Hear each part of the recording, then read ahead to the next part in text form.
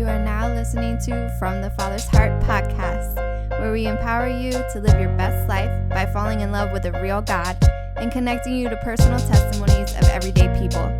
I'm your host, Adrianna Guadalupe of adriannaguadalupe.com, and I pray that you're encouraged as you listen to this episode. So without further ado, let's get started. All right, thanks so much, guys, for joining today's conversation. I'm going to be having a conversation with one of my great friends, Saquoia Freeman. She's the owner and founder of Next Steps Media. I love her to death. She's my favorite person, one of my favorite people in the world. And I really struggled with what this podcast episode was going to be, because I have, like, Saquoia knows because she was with me when I had my whole agenda. I had a whole agenda set out with what my podcast episodes were going to be. But in light of the crisis in America and things that are going on, I feel like it'll be unjust of me to have a platform and not use it correctly for God's heart. So it's called From the Father's Heart for a reason. I want to express God's heart, and I think God right now wants everybody to just take a big pause and talk about things that really matter. So, Sequoia, why don't you just tell us a little bit about what you do and where people can find you online to get to know you a little better? Yeah, hey everyone. Again, like she said, I'm Saquoia Freeman, and I'm the owner and CEO of Next Steps Media, LLC. And basically, my business helps other businesses and organizations and people take their next steps as far as elevating, getting their voice out there using social media, video, photography, branding, and just all things digital and communications. So that's really, just my focus.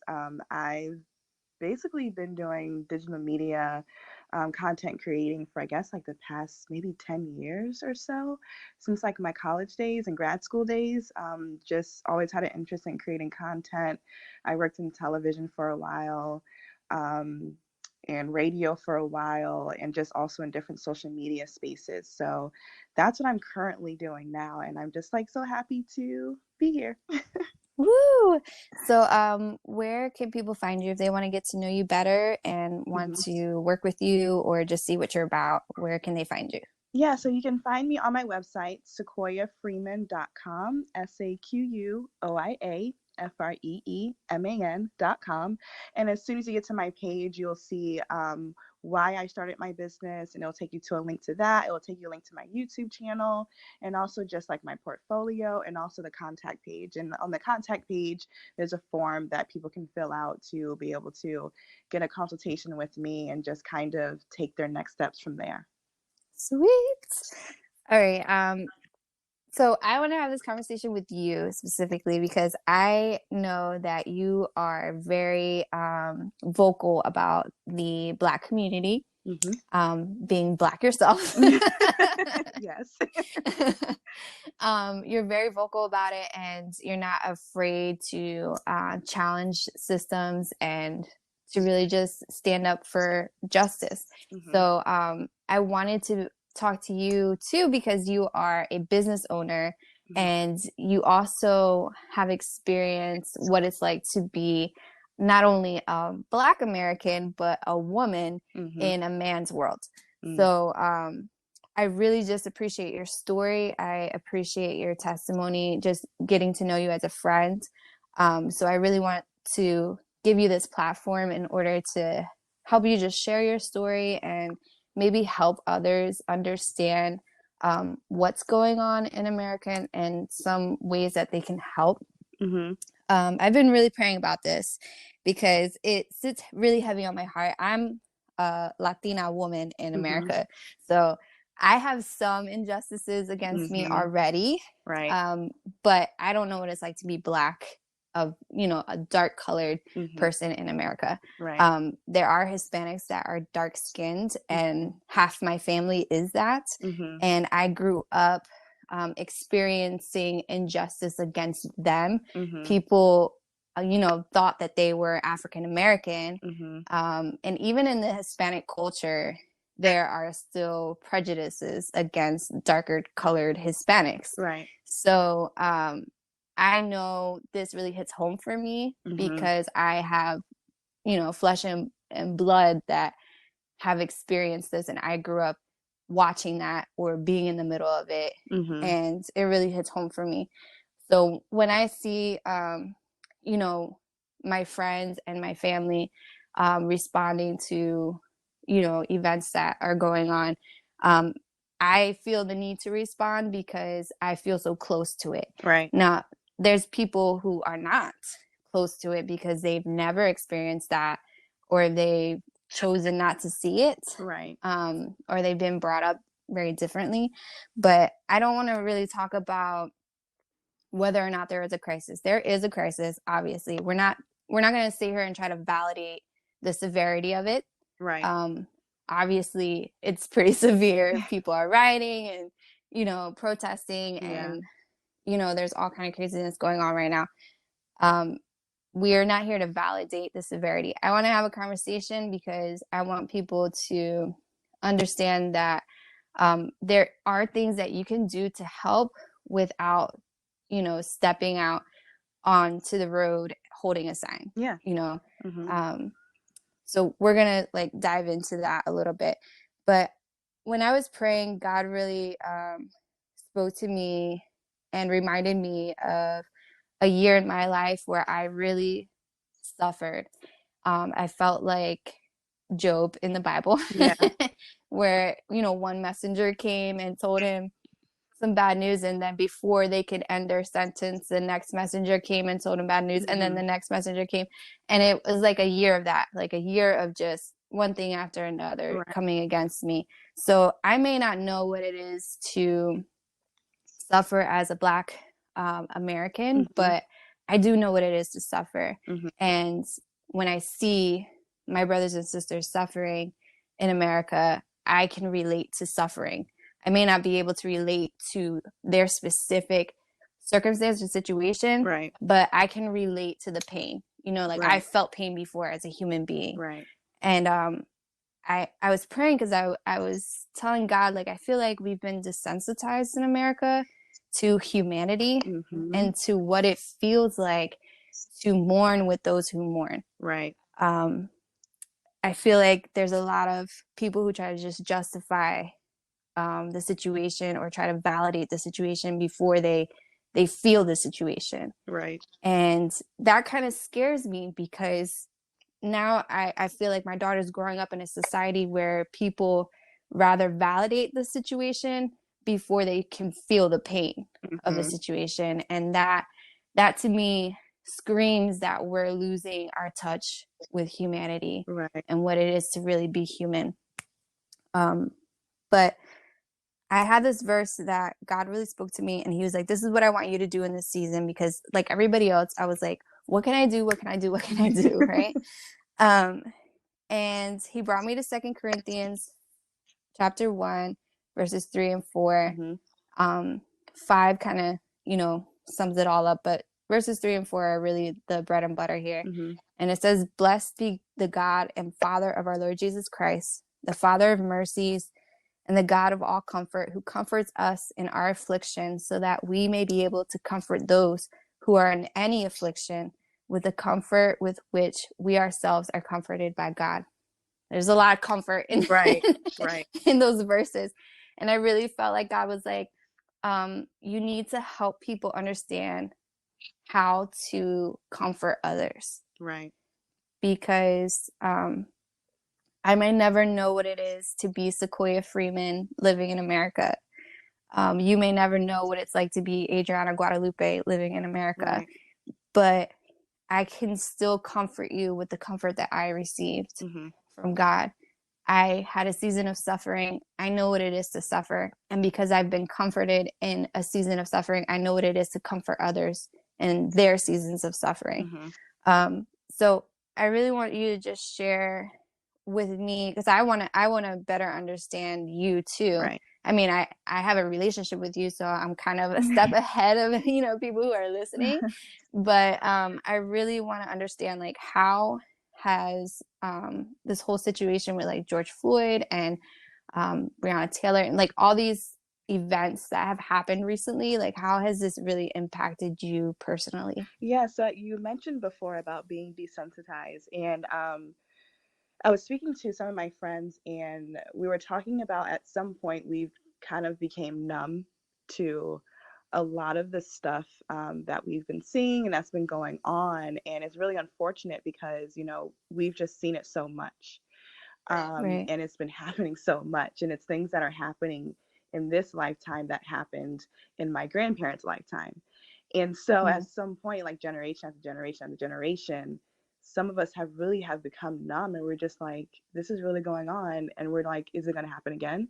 And we're just kind of prepared Yeah. for all of that. Um, and so for me, I had to kind of get out of feeling numb and actually be like, okay, something needs Yeah. to change. Like I actually have to get back to saying to myself, this is not okay, Yeah. and actually having to do some self-care, and sometimes getting off of social media or not looking at the news, and so I pray. I talk to my parents who have definitely been through some stuff, and as Yeah. far as racial injustice and inequality, and so I talk to people, and just kind of like I pray. I have to read the word, and I definitely just have to ask God, okay, what needs to be done? What do I need to do? Or what can you, God, do for me in this season? Yeah. So that has definitely really helped. And also not really forcing myself into circles, but opening up myself to being part of diverse circles. So for me, Mm. growing up, I always kind of stuck to just having friends who were people of color. And it was because I did that on purpose. It just happened naturally, or, you know, white people in my schools didn't want to be friends with us. It was just either, Right. that's just what it was. And so when I moved around a lot because I'm an Army brat. And so we moved around a lot. And so I had you know, I don't know how to say this, but I was able to be in different circles. So when we had moved to North Chicago, my parents got stationed out there, and so it was my first time going to an all Black middle school and high school. Oh, And wow. before it was kind of like a diverse mix, but this is my first time just being a part of that, and I had like a culture shock, which is weird because I'm Black myself. I go home to Yeah. my family, but to be in that all day, I was like, this is really interesting. But I felt so seen. I had Black Mm. teachers, and having Black coaches and friends and Black people in my neighborhood, I felt so seen and really a part of something. But then after that, we moved to Virginia. And we moved to the Oh, well, South. that's different. And so I was kind of prepared for that. I was born in Virginia, but I obviously didn't remember that. But going back there, Mm. so the rest of my high school career, I have seen some things that I was like, I cannot wait to get out of here. Mm. My first day of school, I wanted to take, all of the advanced classes. And so when I did, I didn't have any, there were, it was maybe like one or two other Black students in my class. And I'm like, what is happening? Where are all the Black kids? I was really confused. And so I really just had to kind of like search for like my people. That's how I felt. But Mm. and so even with that, like I would go to school and I would see the kids wearing Confederate flags, and just they were like, oh, it's part of our history. Like, it's not racist. And I'm like, you do understand that part of that heritage and that culture is based off of racism and slavery. Like, how can you say that? But those are the kids I was Mm. going to school with. And those were the things that we had to like deal with. And so during my senior year of high school, I became the president of the youth NAACP for my city, which is the National Association for the Advancement of Colored People. And so during that time, I was just very like, active. I was very vocal just about, people of color and inequality and education for, Black kids, and that's going to college or finding great jobs. So I was really, really just like on that. And then, Yeah. I also went to an all Black church. Like that's what I grew up in. And I've only had an experience in like a kind of like maybe a white church like once because they were having like an event. But other than that, I never went to like a white church. It was always just a black church, black culture. We always did black history programs. So everything was just black, black, black. And so I wanted to go to a historical black college and university when I graduated from high school. So I applied to all of these, HBCUs, and I got into all of them.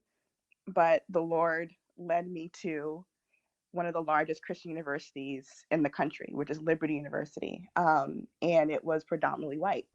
And so Yeah. I was like, I guess I'll be going here. And so, when I got there, it was cool. It was awesome just to be, I guess, always in a place where Christian values were number one. And so that was kind of different to focus on my relationship with the Lord versus black, black, black, black, black, and how to navigate the world as a black person. It was focusing on, well, how can the Lord just give me strength during this time and how to be an ambassador for Christ? So because of that, I really wasn't as vocal about, Black issues and things like that. I joined a ministry team that was mainly Black, as an urban ministry team. And so I was surrounded still by like my people. But I also noticed when I look back, I probably only had one or maybe three white friends during my whole entire college experience. And there were maybe like 10,000 people that went to the school.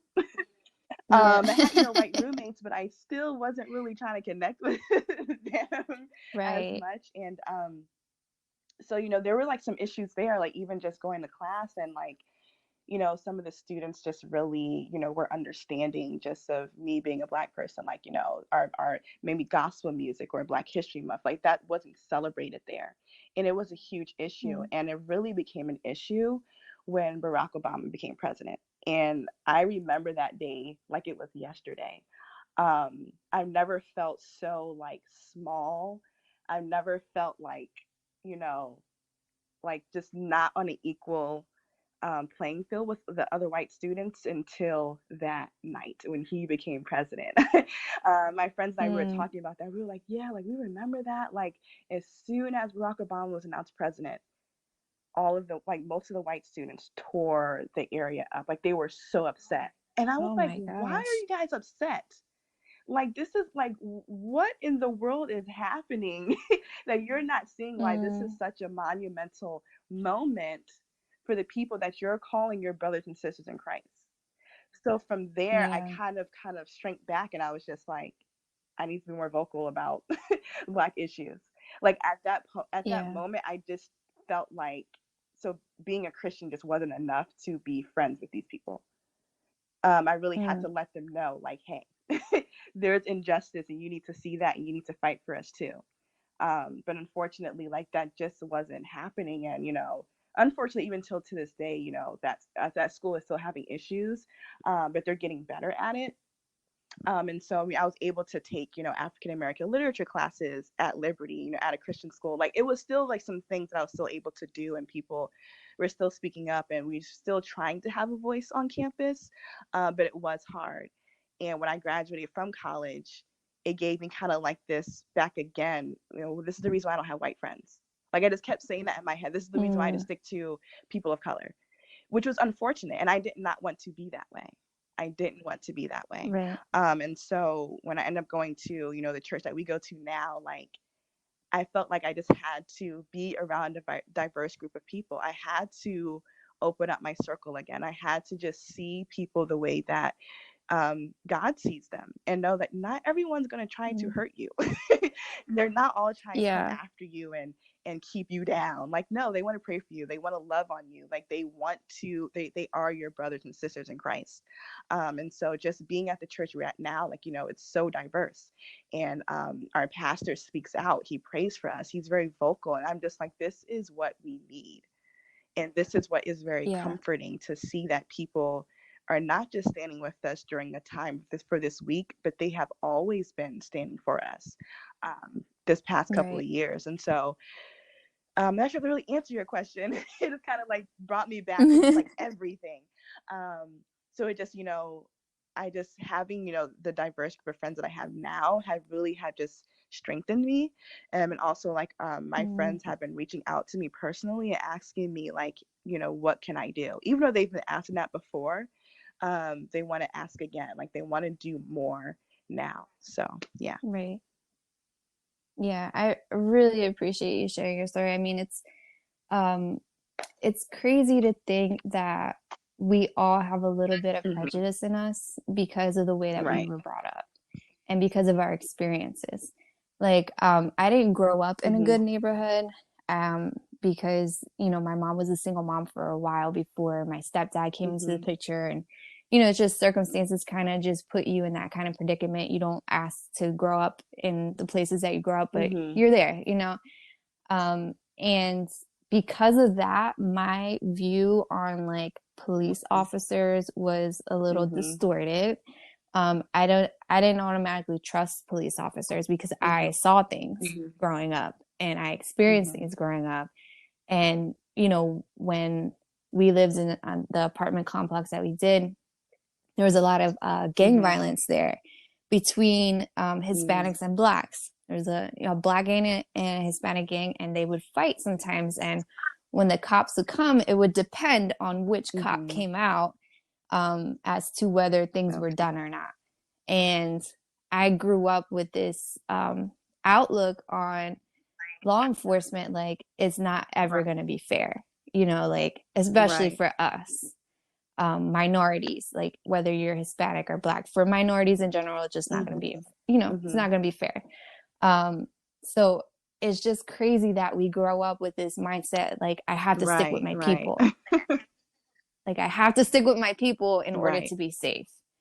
And it breaks my heart because like, I don't want my daughter growing up that way with that mentality. Like, I have to stick with my people to be safe. Like, you should be with any kind of people, you know, and feel like you're safe because they're your friends or they're your family or, you know, whatever. And I'm grateful that we're in a church, like you said, that's very diverse, but that's also very grounded in the Word of God and living out the truth. Not just sugarcoating bad situations with the Bible, because people do that, you know, they will wash over a bad situation with the Bible and try to make God this like sugarcoat over something, instead of really talking about the realness and the rawness of issues that come up. And I'm grateful that she is going to be growing up with, you know, quote unquote aunts and uncles who are all kinds of colors, all kind of cultures, and that she feels safe around any of them. You know, like she's not going to know what it is to have that saying, like, I need to stick with my people because they're the only ones that understand me, you know, like, and I totally get that because as a Hispanic, like, there's certain things that we would say like white people just don't understand, you know, like they just don't get it. And we would, same thing growing up, we would stick with the Spanish people because, or, you know, next best thing was to go to the Black people, right? Because at least they're like, you know, on the same level in some aspect of us. But yeah, it's just funny that you say that. I just have flashbacks too. Like when you have these kind of conversations, you can't help but to get fired up and emotional because like you've experienced this like firsthand in your life, you know? So you just start going off on these tangents because you're like, no, you don't understand though. Like you don't understand. But I want to help people understand that, you know, it's not so much like understanding the situation, because obviously if you're white, you're not going to understand what it is to be Black. You know, it's just not going to happen. But I was watching the conversation between Steve Furtick and John Gray, and John Gray said something that really impacted me. He didn't listen to Cyndi Lauper. You know, like he was a Black man, like he didn't listen to Cyndi Lauper. But when he had kind of like what you were saying, being intentional about changing up who you're hanging around and making your circle that much more diverse. Like, he's like, I started listening to Cyndi Lauper. I heard Cyndi Lauper, and I was like, I actually like listening to Cyndi Lauper, like, and it's not a bad thing, to immerse yourself in other Right. people's cultures. And I think that's a great starting point for a lot of people, especially people who are not of color. If you really want to, you're not going to understand the situation as a Black person or as a minority or whatever. But you could at least get yourself surrounded with the culture and embrace it, and learn about it and not criticize it, but know that it's okay for them to be different and have different things and appreciate them for those things, those differences. So one of the things that you had said about being intentional with the whole, making your circle more diverse and stuff. One of the things that I noticed in the book of Job, when Job's friends decided to go see him, to go visit him, it's like they actually made an appointment. Like, they set time aside in their schedule to go to him and to see him. And I think that speaks volumes to like what we should be doing when we see other people suffering and when we see other people in crisis and in need. Like, we need to set our own agendas aside and make some time to just be with these people. One of the things that really struck me when God was talking to me about, like, what did Job's friends do to help comfort him? The first thing that stuck out to me was that they saw him and they didn't recognize him. And God was like, you need to acknowledge the crisis. And I think that's step number one for a lot of people. Like, you don't need to know what's going on. They didn't ask him like, hey, what happened? What's going on with your skin? Like, you don't look so well. Like, what have you been eating? Like, they weren't trying to criticize him. They weren't trying to figure out, the root of the problem. They just knew that there was something wrong. And it says that they saw him from a distance, and they didn't have to go into his house. They didn't have to like sit down and have a conversation with him to know that there was something wrong. And I think it takes that step, that initial step for people to just say, okay, I don't know what it's like to be Black in America. I don't know what it's like to grow up that way. I don't know what it's like to face police brutality or injustice or whatever, whatever the case may be. I don't understand that. But from what I can see, something's wrong, right? Like, recognizing that there is a suffering, there is a crisis. I think that's helpful. I mean, what do you think as an African American in America, if somebody, is that like a step that would help you, like, to bring you comfort, like people recognizing like, yes, most there's an definitely. Because there have been like instances, even like my friends have dealt with this, and like something will happen, considered racist or very unfair, and then if you were to tell someone, they're like, well, I don't think that's probably what they meant. I don't think it was meant to be racist. And it's kind of like, that's not really coming. If you just listen to what I'm telling you, then you will understand. And so I think that's another reason why some people just kind of, quote unquote, stick to their people, because their people understand what it's like when you tell someone, oh, I walked into a store and they just kept following me around, or they kept asking me, do you need help? Do you need help? That was uncomfortable, because clearly they thought I was trying to steal something, because they didn't go and ask the white person if they needed help. Someone might say, oh, they probably just wanted to help you. And it's like, no, they wanted to keep an eye on me because they think that I'm trying to steal something. So things like that. And so I think it's, it's very comforting when someone sees something or they hear something and they take a step back and they're like, something's wrong. Something's wrong. Yeah, Like, something's off racism, there. I think I just want to kind of, investigate that, or just ask more questions like, well, how are you feeling? Or why do you feel that it was racist or very unfair?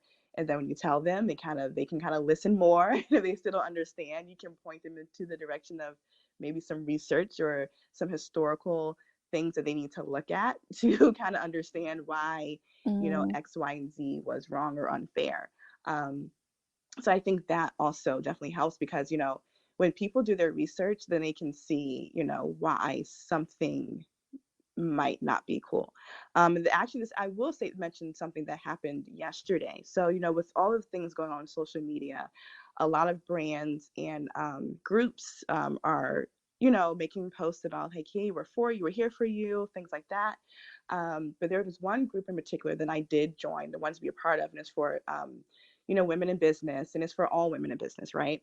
But the majority of the women in the group Mm-hmm. are white women, and so I expected them, because of the type of group that it is, I expected them to at least, acknowledge what is going on and mention, like, we're here Mm-hmm. for Black women in business, we're in this group, yada, yada, yada. And so I saw a notification that they had posted. So I went to the post and I was reading it and I was like, wait a minute, this is a very all lives matter post. And I had to read it like maybe like 10 times to figure out, like, wait a minute, did they really just say we're all going through something right now, and that how can we help all of Mm-hmm. you get through this? Please name your business and how we can help you. And I looked at the comments and it was all white women naming their businesses and like, oh, this is so cool, thanks for the support. And I'm like, wait, pause. During this time, Yeah, there's somebody a is a little disconnect. Like, I got a disconnected. notification for another group that I'm part of, and the person, which is, majority white women, and they had asked, like, hey, we want to support Black women in business. Name your businesses or name other businesses ran by Black women that we can shout out. And I'm like, see, like how they are getting what's going on. And so I had to pray about it because I Yeah. wanted to comment and say, basically call them out, but I was trying to do it in a very Christ-like way because no one needs any more arguments in comment sections, right? We are tired of seeing that. Yes, And so I had yes. to pray about it. And I'm like, Lord, like, I'm really getting kind of like agitated because I really want to say something, but I want to very say it. So I want to say it in a way so they're not like, oh, here comes the angry Black woman again saying something. So I Yeah. prayed about it and I kept writing in my notes section, like on my phone, and I kept erasing it. And I write something else. And I finally had, commented, and I'm like, this post is very tone deaf, and it's very all lives matter. And I just listed the historical reasons why, during this time, especially with Black women owning businesses and how historically that is monumental, why you need to mention, the Mm-hmm. fact that you should be supporting Black women in business during this time. Um, and so, I just listed a whole bunch of different things, and maybe about 20 minutes, then one of the moderators of that group commented, and they apologized. They're like, no, we're so sorry for doing that. Because I listen, the Wow. reason why a lot of us don't join these groups because we always feel left out. You never see us in the advertising photos for your events. Like, you just always geared towards Mm. white women. And I say, I would have thought you would have stopped that trend today, but you didn't. You decided to Mm. keep the trend going. And so they apologized and they made like Yeah. another post, um, basically wanting to recognize Black women in business. And I said, thank you, for doing that. And so, even stuff like that, like, you just have to speak out sometimes. Even if it might seem hurtful, you still Yeah, have to and I speak think out. yeah, and I think sometimes people don't, they're so accustomed to what they've grown up doing, Hmm. what they've been doing, that they don't see Right. how it may offend. And I think it's important Hmm. to speak up just to make people like culturally Right. aware. Like, you live in the great melting pot called America. You need to be Hmm. culturally aware, like, so I think that's awesome that you even said anything and that it was Yeah. received with grace, because a lot of times it's not. I was expecting you to be like, and they kicked me out I of the was group. blocked. Like, I'm now officially blocked on their Facebook group. Um, but that's great that they recognize, okay, yeah, sorry, they probably Hmm. didn't even Hmm. realize what they were doing.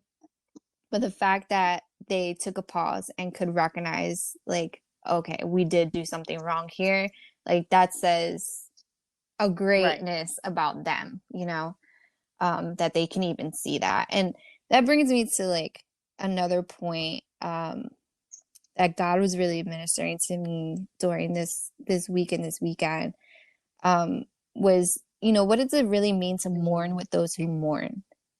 And, in the book of Job, so I'm going to keep going back to the book of Job. This is Job Mm-hmm. chapter 2 that I'm referencing, just in case anybody wants to go there. But in the book of Job, it says that his friends, after they saw him, they pretty much just tore their robes, sprinkled dust on their head, and they wailed and they wept and they cried. Um, and like Job wasn't even next to them yet, like, they literally just saw him and like knew there was something wrong, and they started Mm-hmm. weeping for him and with him. And it just makes me think, like, I had prayed a prayer a long, long time ago, when I was first started going through my own healing journey. And I was like, Lord, make my heart a heart of flesh. I don't want my heart to be Mm-hmm. a heart of stone anymore. Because when you go through your own suffering and your own pain and your own experiences, you tend to harden your heart towards things. And that's how you get into like this mindset of like, I'm Yeah. just going to stick with my own people, and I'm just going to do this, and I'm just going to do Mm-hmm. that, because you've been hurt and you don't Mm-hmm. want to be hurt like that again. And God really was like, in order for you to have a heart of flesh, you have to be willing Mm-hmm. and open to be hurt again. It's not that people are automatically going to treat you Right. the way that you want to be treated, but it's that even if they don't treat you right, you are okay in the place that you're in. Mm-hmm. Like, you're in a place of healing. So you're okay in the place that you're in to be able to speak up and to say something, and then, Mm-hmm. take it from there. But you're not going to just like cut people off and be like, Right. screw you. I'm, like, Right. I'm out of here, whatever. But for those of us who are not people of color, we really need to recognize what it is to Mm-hmm. mourn with those who mourn. I may not understand, what it is to be you know what I mean? But it doesn't mean that I can't reach a place where I can mourn with you and Right. feel what you're feeling. It doesn't mean that my heart can't break Mm-hmm. when your heart is broken. You know what I mean? And um, just knowing that that moderator in that group recognize that problem, that to me shows me that her Mm-hmm. heart is not a heart of stone. Like, she can actually be like, oh, okay, Yeah. I see your pain, like, Mm-hmm. I see your injustice, and You're I'm right. going to try to fix it for you. And I think that's what America really Mm-hmm. needs, is people like that. People who have a heart of flesh, who can Right. actually feel Right. things, for other people, and not just say, oh, well, you're just Mm-hmm. angry. Oh, well, you're just this, you're just that, and Mm-hmm. kind of like brush it off and cause a distraction and say, you know what, let's just distract people from this comment Right. and lead them over here so everything's all good and all happy. But no, let's address it and let's feel what they're feeling and let's fix it. And I think if we had more people like that in America, we would see a Yeah, change. definitely. Like Definitely. just empathy. Jesus was all about empathy, and Yeah, so if empathy. we're gonna call ourselves Christians, we have to have empathy. So. Yeah, and there's also a time to speak Mm-hmm. and there's a time to be silent. And I mean, I've seen comments all over the place like, oh, Right. if you're not speaking up, you're like, your silence is Right. pretty much saying that you're That's against not us. true. And that's not necessarily true either. Yeah, Like, that's let's not at calm all down, true. I have everybody. some friends who like they didn't post on social media, but they reached out to me, and I'm pretty sure they reached out to their other Black friends personally, and have said what they Mm, wanted to say or asked questions. But also, those are also the same people that I know all throughout the years I've known them have always had said something or stuck by my side. They didn't have to post it on social media to do it. They've right. always had said something, and I feel like that's what really matters is the action piece. Because when all of this is over, and like what next month, when the hype dies down, people who Mm, post it, what yeah. are you doing next? And so what really Mm, matters is the action piece to it. yeah. So this Mm-hmm. last point that I want to make, Mm-hmm. now that we're talking about it, um, was the fact that Job's Mm-hmm. friends sat with him on the ground Mm-hmm. for 7 days and 7 nights Yeah. and said nothing. They were silent Yeah. for a whole week, and I was like, why God? And it says it in the verses, that they didn't speak because Yeah. they saw that his suffering was great. And sometimes like we're so, how do I want to put this? We're so independent and we're so strung up on this idea that we have freedom of speech that we just start Right. speaking out of turn because we have the right to speak. You know, we have the right to say something. And I really think as, you know, there are people who don't know Christ who might be listening to this, but if you do know Christ and you call yourself a Christian, it's like that quick to listen, slow to speak kind of thing. Like you need to be able to like listen to people and not just always regurgitate your feelings out. And I feel like a lot of people just get emotional. They just start saying stuff and they start trying to evaluate things. It's like with the whole rioting and looting and, you know, that stuff. I don't necessarily agree with it, but I understand the frustration behind it. I understand what people are trying to say. They may not be saying it the right way, but I'm not going to go on social media and be like, I don't understand why people are out here, you know, destroying their own cities and blah, blah, blah. That just doesn't help. It doesn't help. And I see so many people just out there just making comments about how they don't understand why people are destroying their own cities. You're not going to understand why people are destroying their own cities, and it's fine. But you don't need to make a comment about it either. You know, like sometimes you just need to be silent and see that people are suffering and mourn with them. Like just mourn with them. Doesn't mean that you go out and you throw a brick at a building too, but you know, like feel their pain and feel their frustration and pray for them. Because I'm pretty sure in those silent days, those silent nights where Job's friends were like just sitting on the ground with him. I mean, I'm sure they're praying for him. I'm sure they're like thinking, you know, good thoughts about him and like, oh God, how can I help? How can I help? You know, a lot of us are like that. We're in that moment where we're like, you know, God, I want to help my friends. I want to help my family. I want to help these people who are suffering. But sometimes speaking out is not helpful. And it's okay. Like, it's okay. I've seen people who are like, I just don't know what to say in this time. Like, I don't know, you know, how to speak out about this. And it's okay. Like, you don't have to. You don't have to. I choose to speak out because I have a different understanding of it than most people do.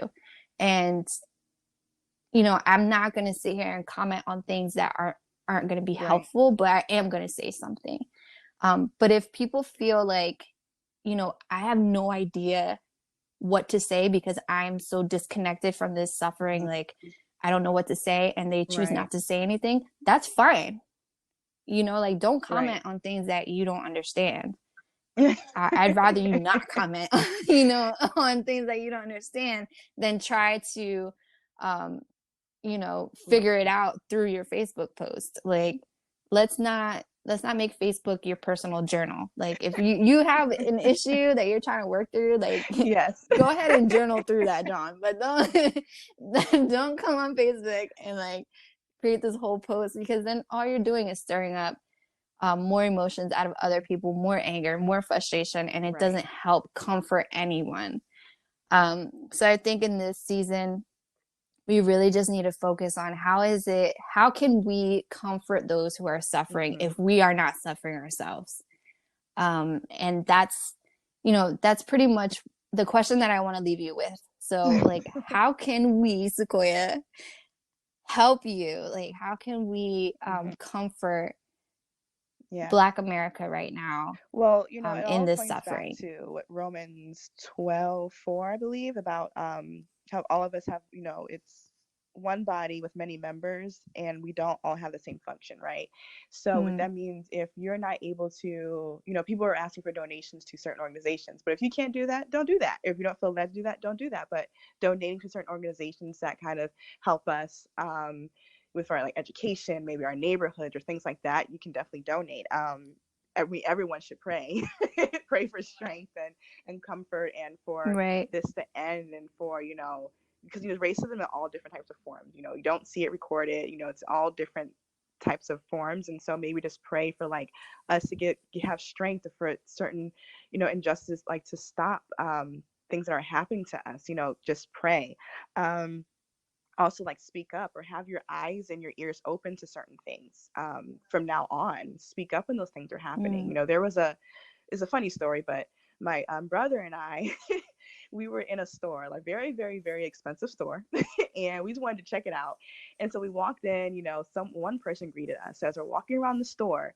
We noticed someone was following us, and we were just like, why does he keep following us? But we also see other people are noticing this, and no one is saying anything. So we're just kind of walking around. And so as my brother keeps walking, we hear like a noise, and come to find out the guy who was following us, he tripped and he fell because he was trying to, really catch up with us. And I'm like, see, see, that's what you get. And everyone just like in the store is kind of looking. And I'm like, see, someone, number one, should have said something. But we had walked out of the store. We looked outside, and there was a sign that said that this store is under review because there have been complaints about people following around the store. Basically, some racism profiling in the store. So I was like, see, someone did speak up, but this person is still doing that. And so I'm just like why, but people need to keep their eyes and their ears open. And so if they see something or if they hear something, you can just step in and say, hey, like, what's going on? The person's doing this, you need to stop. You need to mind your business. Number one. It starts with minding your own business. Leave this person alone. So that's another way. But then again, not everyone is able to do that, right? But that's okay. You can, ask questions to your friends who are Black. Ask them, like, what can I do? And they can tell you individually how you can help them, but also they can, like, do more research. They can watch documentaries on Netflix that are out right now that really speak to what we have been dealing with. Some of us don't, a lot of us, who are Black, we sometimes don't even realize that we kind of have some trauma that we're dealing with, and it's generational. And we just kind of go through life and wondering why, like if something happens, we snap easily, or we feel sad, or we talk a certain way, or things like that, or we're kind of anxious around people, or like when you mentioned when cops come and we get a little antsy because we're like, okay, will this be the day that something could happen? And it won't. It probably won't. But it still kind of keeps you on edge. Or there's a lot of like physical health reads, like high blood pressure. We have heart problems. There's so much stuff that's going on. And so it's like great for our friends to just kind of also see why we have some trauma, see why there's a lot of young Black men who are depressed. It's not just because, they have different feelings, but it's because the world is against them. The system is not made for us. And so they have to walk through life like that. And so just kind of, I don't know, just kind of looking at those things, doing your research, reading the books, going to the museums, going to our events, things like that. If you see that we're upset that someone keeps wearing cornrows and they're calling it box braids, you should probably ask why we are upset that they're changing the form of cornrows to box braids, or, just things like that. So just kind of like looking at the history, like not forgetting what we learned in history class. They'll always say like, oh, slavery, get over it. But like, how can we when we're still kind of living off of that culture? Like, exactly. That culture, especially it's when the embedded slave into your owners' culture. ancestors, some of us are the ancestors of slave owners. I will admit that. But and it's very, kind of very close down the line. It's not that far off in my family in particular. My grandfather was biracial, and on his birth certificate, it says mulatto. It does not say Black. And so that is very, very close to me and having that history. And so, with that, white people today, they're living off of the benefits of what the slave owners, have done. So even kind of realizing that, you don't have to be guilty for it, but just kind of realizing that, like, wow, I really have this white privilege and I kind of need to check it and also make sure I'm not causing my friends any harm with my white privilege. That was a lot. But Right. I kind of go on and on and on because I have so many thoughts about this because it's just I'm living this this reality, you know. It's a triggering topic for sure. It's a triggering topic, but also I'll end with this: like, we all really need to reevaluate our own hearts, and if there's anything in us that isn't pleasing to God. So if there's any prejudices in us that maybe we don't realize that we have, but, you know, they were saying like, are you going to be okay if your daughter marries a Black man? And if you are, okay, well, is your mother going to be okay with that? Is your aunt going to be okay with that? You know, like trying to find out kind of like what you were saying, what the root of the issue is. Because sometimes we feel uncomfortable in situations, but we don't really know why. And it's kind of because, you know, we've been raised in this culture that has kind of embedded that prejudice or that racism in us already, and we haven't dealt with it. So I would really say, like, we all really just need to take some time to reevaluate our own prejudices, our own hearts, and really give that up to God and say, God, if there's anything in me that is not of you, that is unclean, that's rooted in evil, you know, take it from me and help me to be more like you, because God's heart is for all people, all races, all nations, to be one and to live in unity and to live in love. So I think it starts with us, right? It starts with our own heart, and then trying to protect our people, meaning all people, right? All of our friends, all of our family, and looking out for them wherever it may be. So thank you, Saquoia, so much for talking to me. I know that no matter what, we'll probably get some pushback, because it's just a sensitive issue. It's a sensitive topic. People get emotional about it, and I'm not expecting everybody to be on our side when it comes to this conversation. So I just really want my podcast to reflect what it's meant to reflect, and that's the Father's heart. And I'm so grateful that you're my friend. I'm so grateful that I have, you know, many Black friends in my life. I'm so glad that my daughter has you to look up to. I mean, you're a rock star. You're doing so much, and it's just amazing that, you know, I admire you. I know she can admire you growing up, and I'm just so blessed. I'm so blessed to have you in my life. So thank you. Thank you so much for talking to me. And if anybody wants to send me your story or send me a message, or like, I just want to use this platform to help people, you know, like you, Saquoia, to share your story, share what your experiences are, and to know that it's okay. You know, it's okay to talk about life, because that's what we're all living. We're all living life, you know? So, like, it's okay to talk about issues. It's okay to talk about our sufferings and our trials and our tribulations, and to honor God with those things, right? To just reflect God's heart on those things and say, you know, I've been through things, but God, you know, and that's really how I want to end this, is just, let's just point people back to God. Because if you point them back to God, they'll find God's heart, and they'll know what their heart should be like. So if you guys have any messages, anything that you want to say, I'm actually going to put a link in the show notes for you guys where you can actually leave me messages. You can always hit me up on social media. You can find Saquoia at saquoiafreeman.com. Thank you guys so much for listening to our conversation, and I hope and pray that it blessed you. Love you. Thank you, Saquoia. I love you. Thanks for listening to this episode. If you've been touched by this podcast, please share this with someone you love. You can share your story with us by sending me a message on social media at Adrianna K. Guadalupe, or emailing us at info@adriannaguadalupe.com.